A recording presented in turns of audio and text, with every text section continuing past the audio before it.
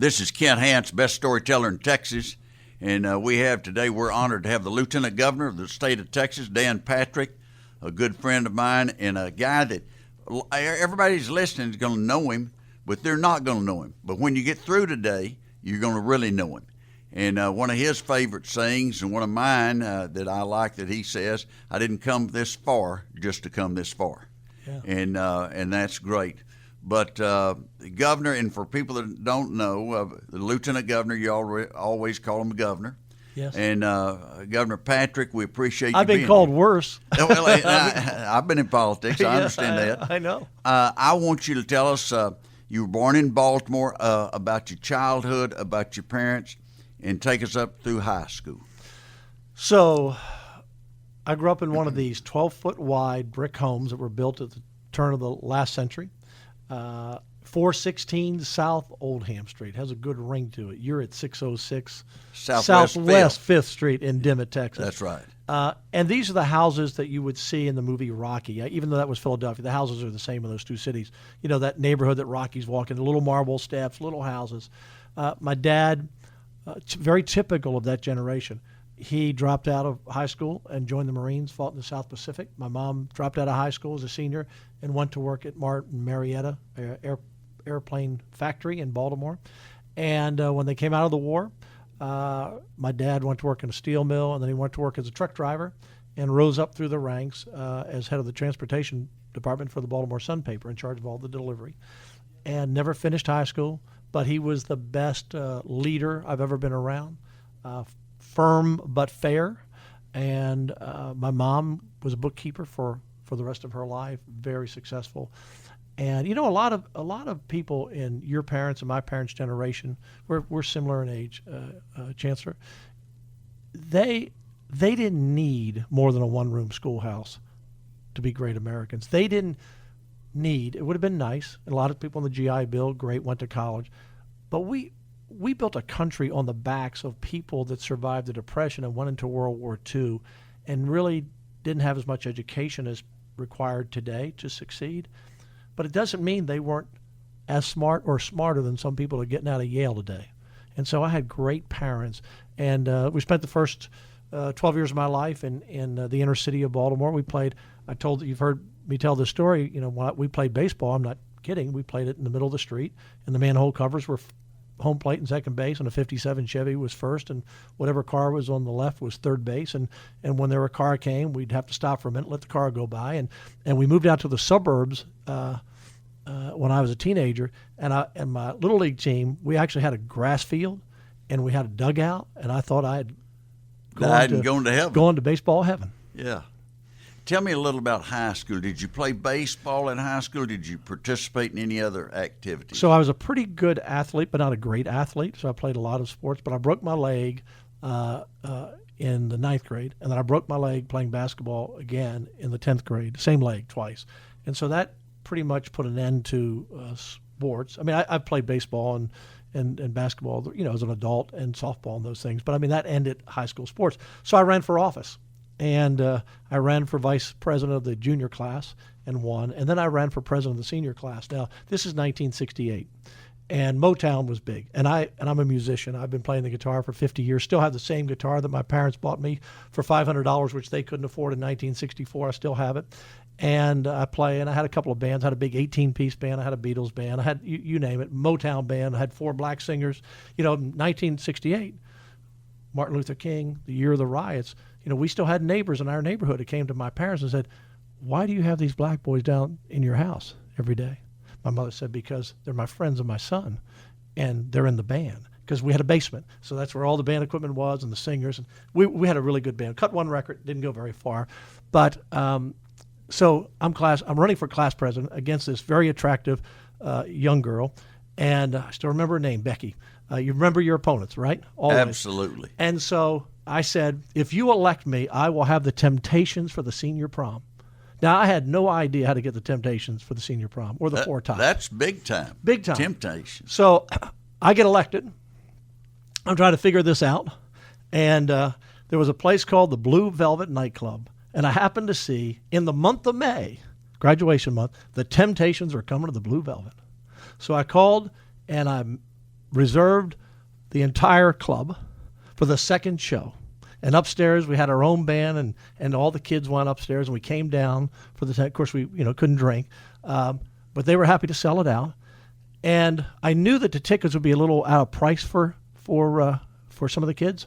So my dad, every day when he drove into Baltimore, I said, Dad, I want you to stop by the wholesale candy store, and I want you to pack up on candy. And I and my other officers, we would sell candy in the morning when the buses came, and kids had to wait in the cafeteria till the bell rang, and in the afternoon waiting for the bus. So we raised a lot of money selling candy bars, and that helped offset the price of the tickets.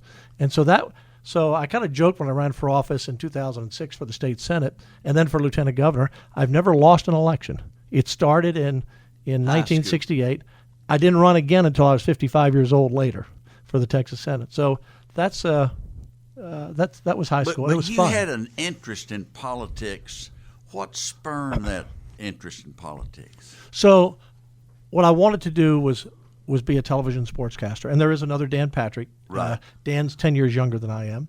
But I wanted to be in television. So I worked my way through. So I went to the University of Maryland, Baltimore County, UMBC. I think we had 1,000 students. I think there's 20,000 or so today. It's a big school. Big school and a good school. In fact, Texas Tech beat them in the national championship for the chess tournament. Yes, they did. NCAA. And UMBC beat Virginia as the first and only 16th seed to beat a team in the NCAA basketball tournament. That's exactly right. And everybody said, "Who's UMBC?" I said, "Well, that's my alma mater." So I worked my way through through college. I worked as a disc jockey, doing the all-night show and going to school in the day. What got you to be a disc jockey? How'd you come? I still have the project. We all remember you take a class trip somewhere. And we took a class trip in social studies in the 9th grade, and we went to a radio station. Somehow or another, I thought maybe the band was really there playing the music. I mean, I never really focused on, I knew it was a Buddy Holly record or a Beatles record, but I never really knew how it worked. I was a 14, 15-year-old kid, and I went there and I said, wow. And then we went to a TV station, and it was a double wow. This looks like fun. But part of that story, Kent, is when my dad worked at the Sun paper, so he wanted me to start working. So I had this paper corner in front of St. Ignatius Catholic Church, I think is the name, in downtown Baltimore in the 60s.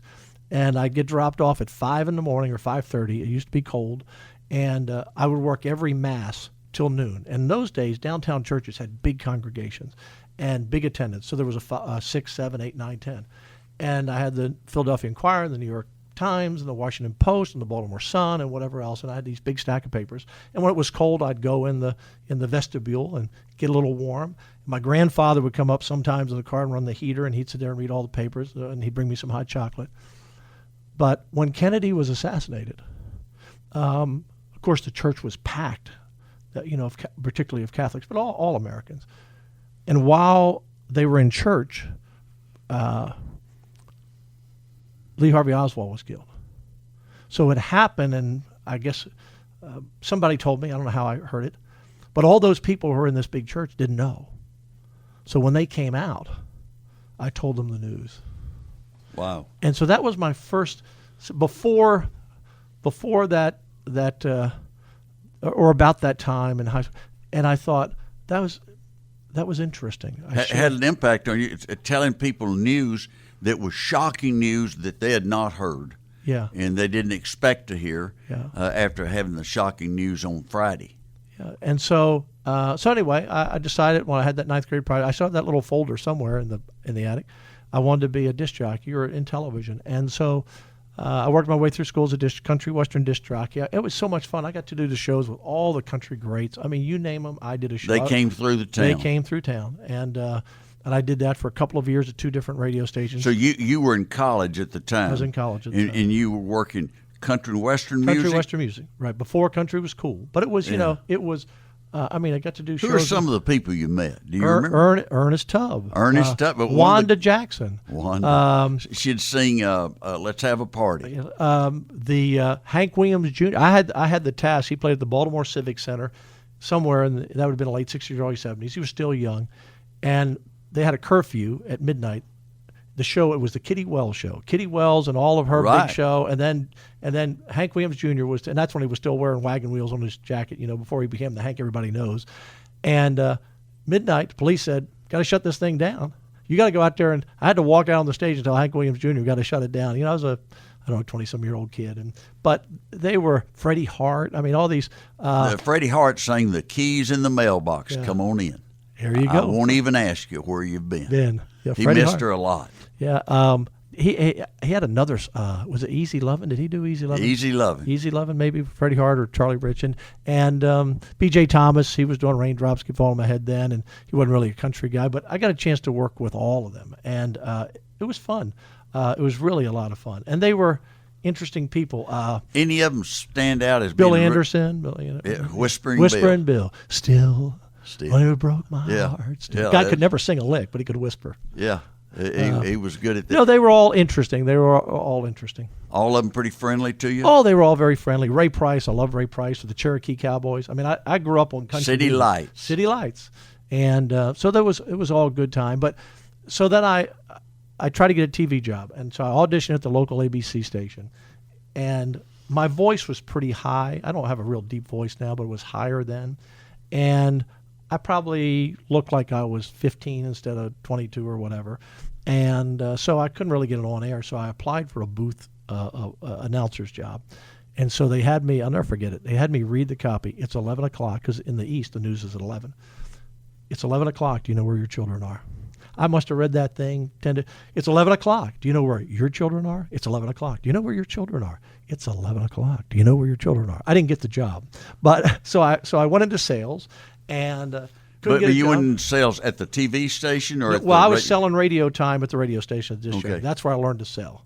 And that will come back around later when I bought and owned radio stations in Houston, Texas, and put Rush Limbaugh on the air when no one else would many years later. But so I went into sales, and I went to work for the Papermate company selling Papermate El Marco markers and Flair pens, and so I did very well. But I never gave up wanting to go into television.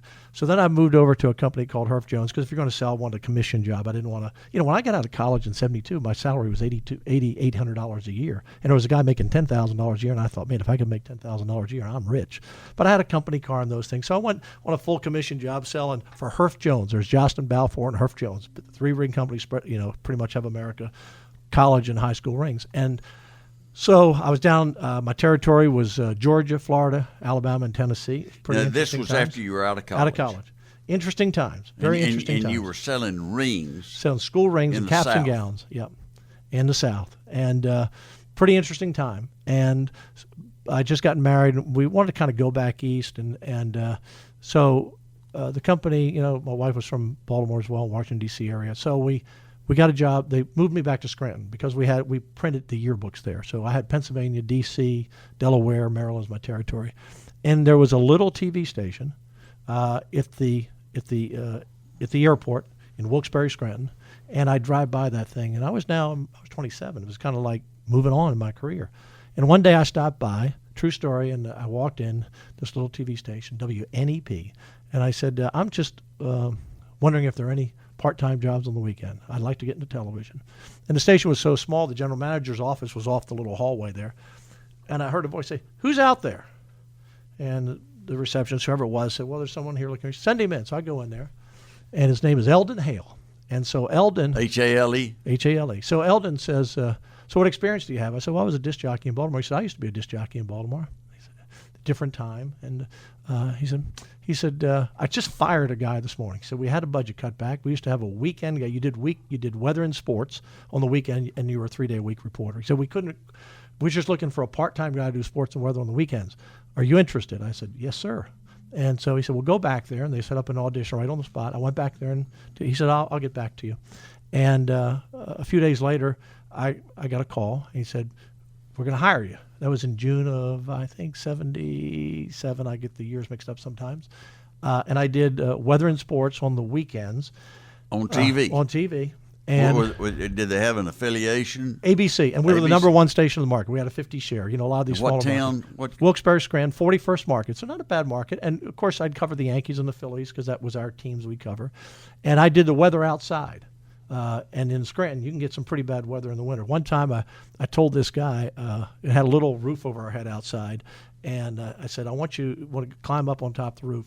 It was Halloween. I said, I'm going to throw a pumpkin up in the air, and you better catch it, because I'm going to say, the air is so thick tonight, it could hold a pumpkin.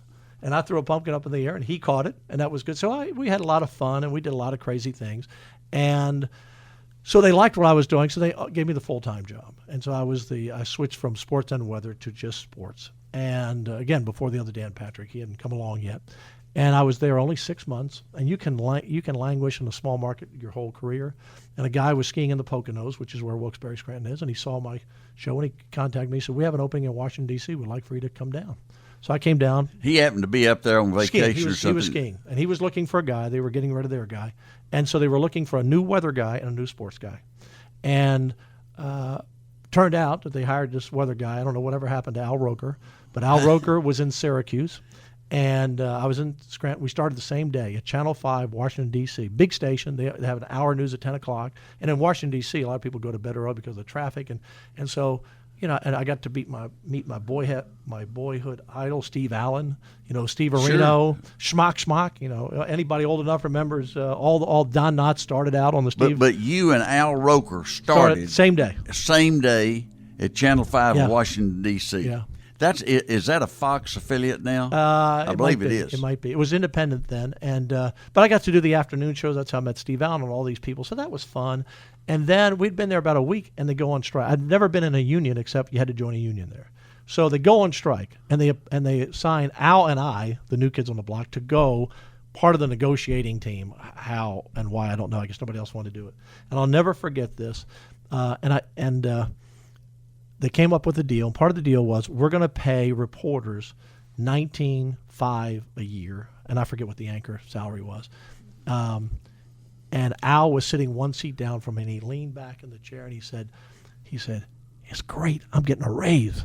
They were paying me $40, so I didn't say anything, and that was a lot of money in 1978. I guess that was it. And so Al, and interestingly enough, fast forward all of this time, when I get elected lieutenant governor, someone called Al Roker and said, "You used to work with Dan Patrick. Tell us about Dan Patrick." And Al said, "He's got a big head."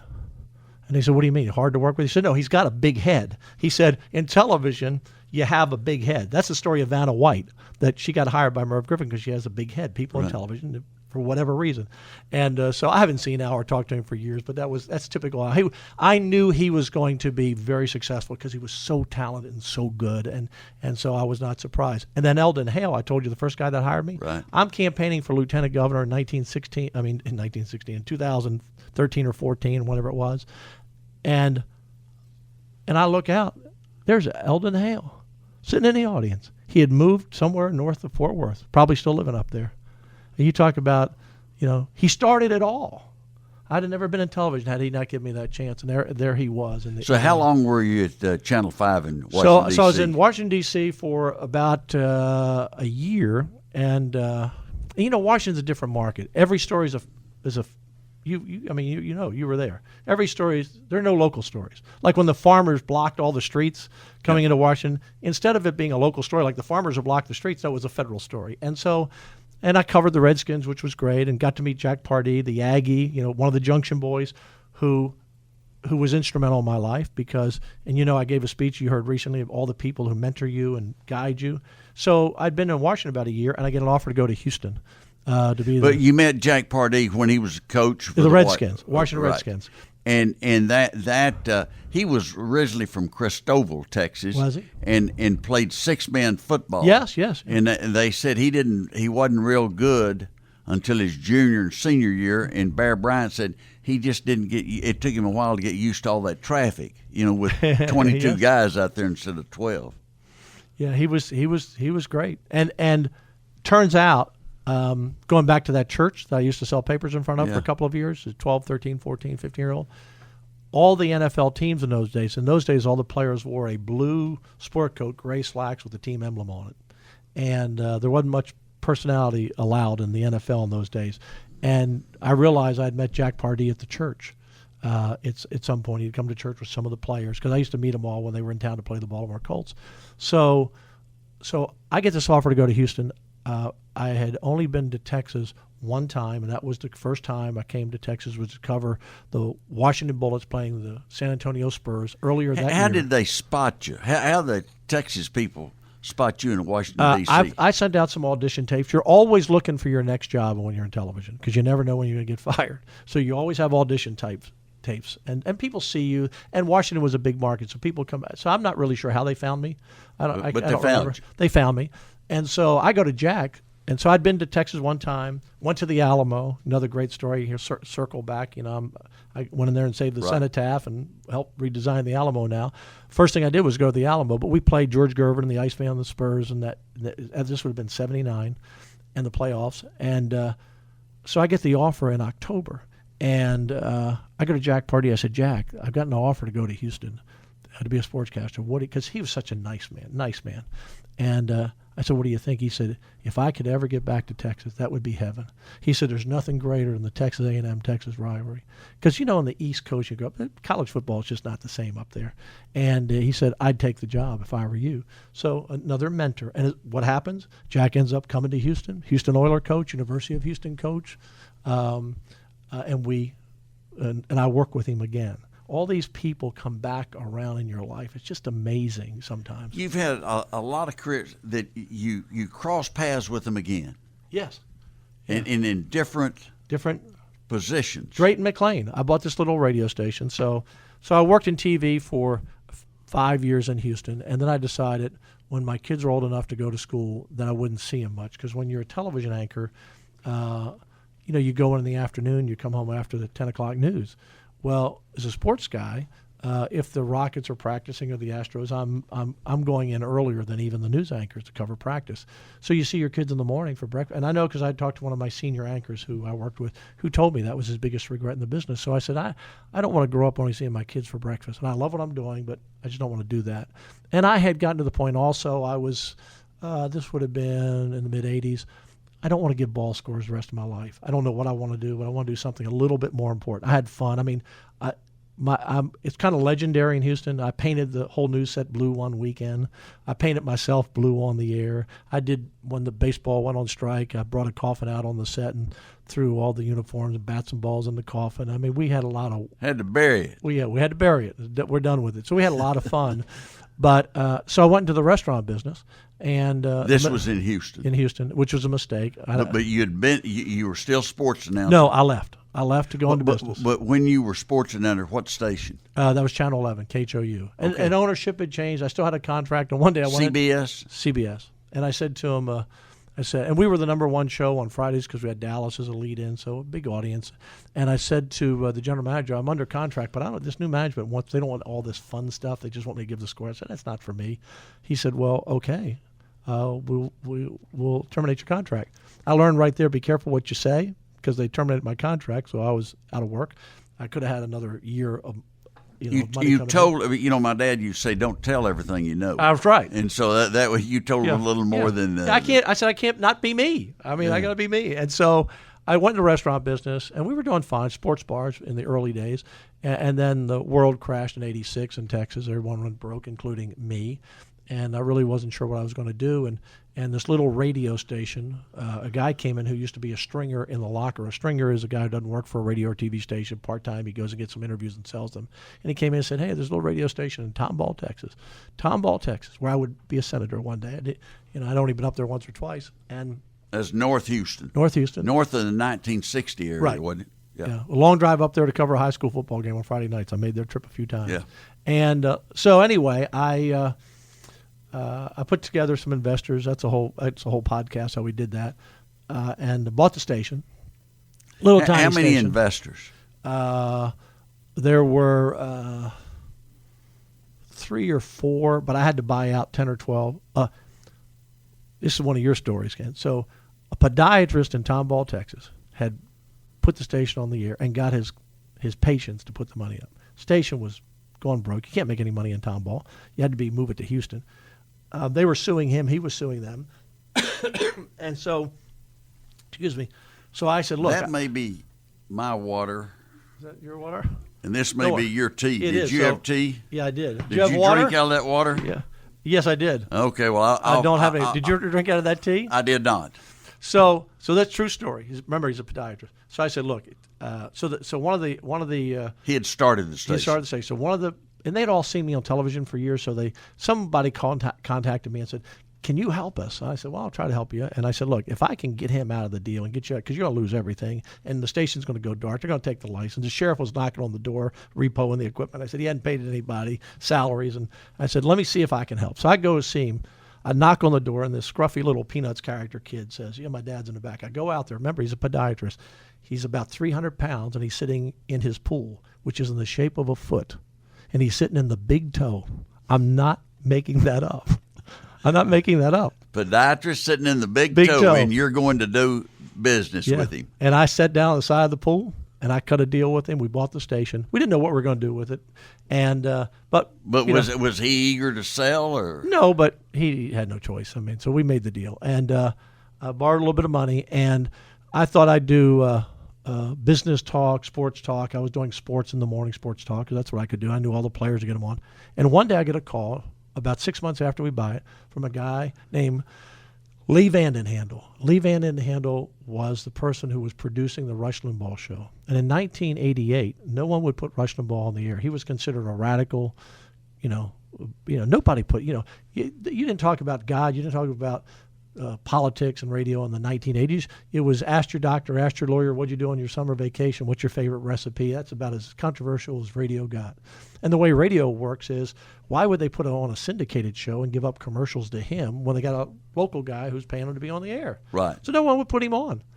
I said, send me a tape. I listened to the tape and said, man, that guy, he's thinking what I'm thinking. He's got talent, too. He's got talent. And of course, he had a quixotic career as well. And so we put him on the air.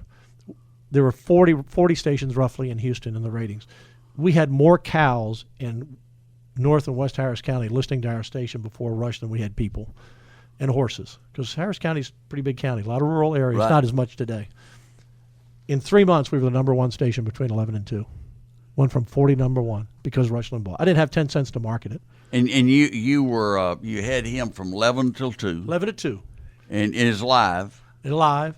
And then I bought a second station. And when did you bought the station and closed on it? When? And then how long until you get Rush Limbaugh? 6 months later. 6 months. Yeah. Were you able to break even during those first 6 months, or did you? No. Well, I wasn't making any money. Nobody's making any money. We're just barely making it work. But we put Rush Limbaugh on there, and we became profitable probably in the first year. How many other investors did you have? I don't remember. I mean, I can't. But you were the largest. No. I didn't have any money. Remember, I went broke in the restaurant business. I was a sweat equity guy. I didn't have any money. Oh, okay. I had to go get people to help me. And so put Rush on the air, and we become number one. And then we have an opportunity to buy a second station. And I called Lee Vandenhandel and said, I want to put Rush on in the afternoon. Well, we can't allow that. He's only on live. Nobody does. I said, wait a minute. Not everybody can listen to 11 and 2. And they might hear something they like and they want to hear it again. So they let me do that. So I had Rush on one station, 11 to 2, and then 4 to 7 on the other. So we were Same program, same day. We had different listeners. Yeah, different listeners, or the listeners who wanted to hear it again. You had the Rush rooms and all those things. And then, again, I'm like the Forrest Gump. When I look at my life, all these people I've run into, Rush and I become great friends. He used to do those Rush Tour to Excellent tours, and he would go around and do those, and we did them in Houston. And then he was a big Pittsburgh Steelers fan. And I can say this, God rest his soul, when he would stay at a hotel, he loved the Pittsburgh Steelers. So he said, he's coming to Pittsburgh. He said, meet me in Pittsburgh. He said, we'll sit in the press box together and watch the game because the Oilers were playing. And I said, okay. He said, catch me at the hotel. I'm under the name of Chuck Noll. Chuck Noll, the coach of the Steelers. So he went under the name of Chuck Noll everywhere in the hotels. And so we went to a lot of games together. And then he came to Houston for the playoff game between Joe Montana when he went to the Kansas City Chiefs and Warren Moon.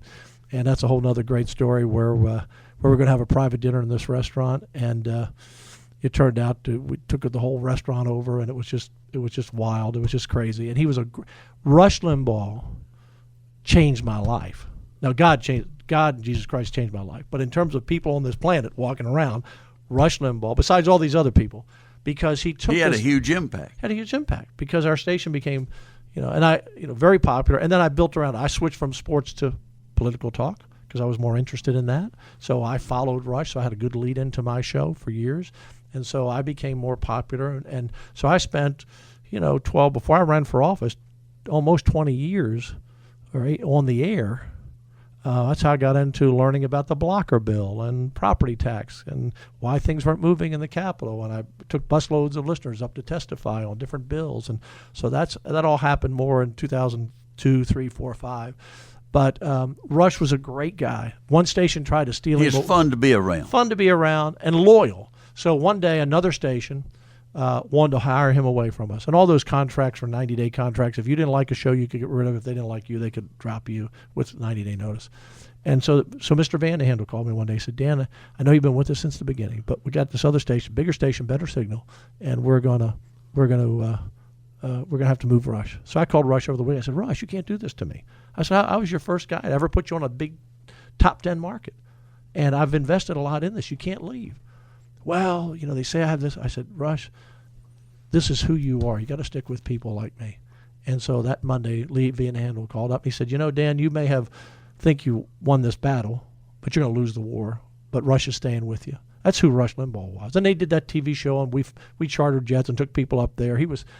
Rush was a great human being, a great American. I mean, I just loved the guy, and I owe so much. I told him I hadn't seen him for a while, but he would occasionally, I'd hear talk about me as lieutenant governor in Texas. He said, I knew that guy down there in Texas. He's a good man. I'd always hear about it from people who were listening. And he was just a great American. He changed the Republican Party. He changed politics. He changed politics in the United States because, he was on KGNC in Amarillo. Yep. And when he got on, I'd never heard of him. And everybody I'd talked to said, you listen to this guy, Rush Limbaugh?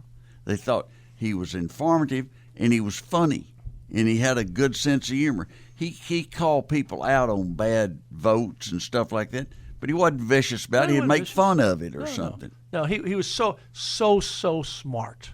Yeah. So smart. And I just love the guy, and we just became great friends. And although I didn't see him a lot in the last years, I saw him in San Antonio, probably the last time I saw him, and years ago. He was filling in for Michael McCall, who had to stay in Washington for a vote, and Lowry Mays had him come. How many years did you have him with your station? 12 years. 12 years. So you built that station up pretty good. Yeah. And in the middle of that, Lowry Mays from San Antonio, he and Red McCombs built Clear Channel Communications from one radio station, WOAI, to 2000 or whatever it was. In around the mid-'90s, he came in and bought my radio station. Clear Channel. So they bought our stations. I had bought, the two stations, and I worked as vice president for them for 5 years. I stayed on the air in Houston, and in 2000, I left the company. When I joined them, we were their 35th and 36th radio station or something like that, and 5 years later, they had 1,500, whatever it was. And so it wasn't my culture. Lowry and the Mays family was just wonderful to me. Mark and Randall, his sons, wonderful. But they'd kind of brought in, every time they'd buy another company, management would come in.